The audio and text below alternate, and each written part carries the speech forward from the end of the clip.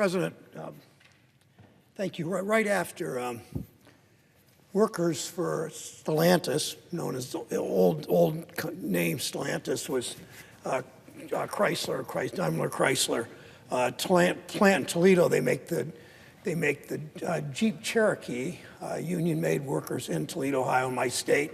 My wife and I each drive Jeep Cherokees. One of those cars once saved my life when a young high school kid at 40 miles an hour in the middle of the day ran a stop sign and hit the side of the car where I was sitting.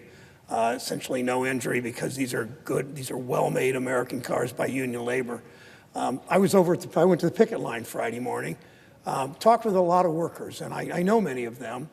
There are 6,000 at this plant, 1,100 of these workers at this Chrysler plant, this Stellantis plant in Toledo. 1,100 of these workers at the Jeep plant are on what's called a tiered wage system, where they make fewer than $19 and something an hour. They've been at Jeep at this plant, some of them 1 year, some of them 3 years, some of them 5 or 6 years, yet they make less than $40,000 a year as union workers. The reason for that, Mr. President, is some years ago when Chrysler and GM were in real serious economic trouble, the government helped, but the union, in order to save these plants, in order to save essentially the American automobile industry, they did major givebacks of their wages and their benefits. So they set up, management insisted, and the workers went along because they wanted to save these companies, took major pay cuts, set up a tiered wage system.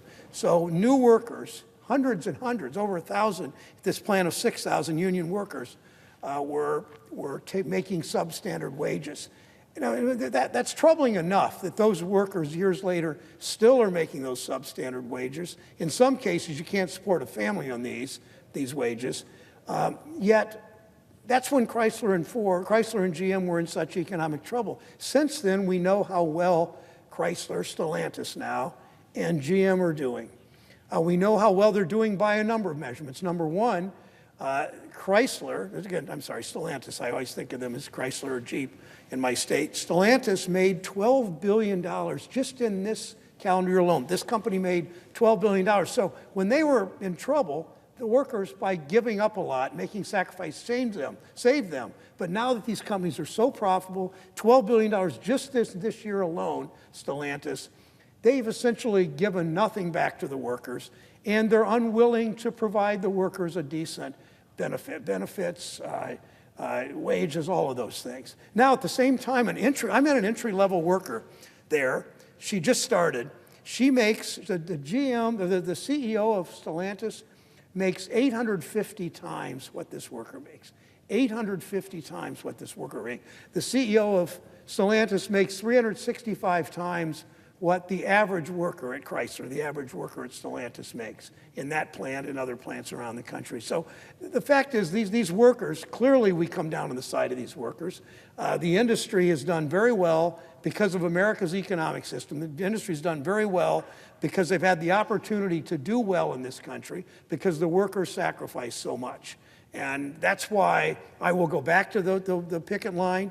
There may be picket lines and may shutdowns and strikes in other part of the auto industry. The public clearly sides with these workers. The public understands that these CEOs making between 22 and 29 million a year, the three CEOs, gotten 30, 40% increases since the industry did so well. Again, a decade ago, workers were willing to give up a lot to keep these companies going. Now they are immensely profitable, $12 billion profits just this year alone. CEO making $22, $23 million.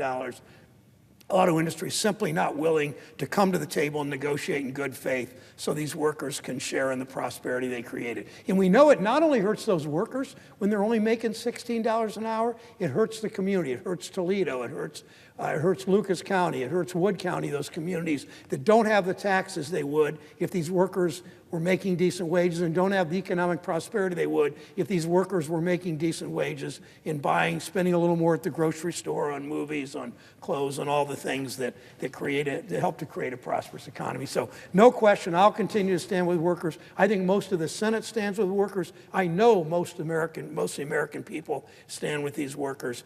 I implore GM and Chrysler, GM and Stellantis and Ford to come to the table, make a good faith, decent offer, and get these workers back to work. They don't want to strike. Their backs were to the wall. They had to strike.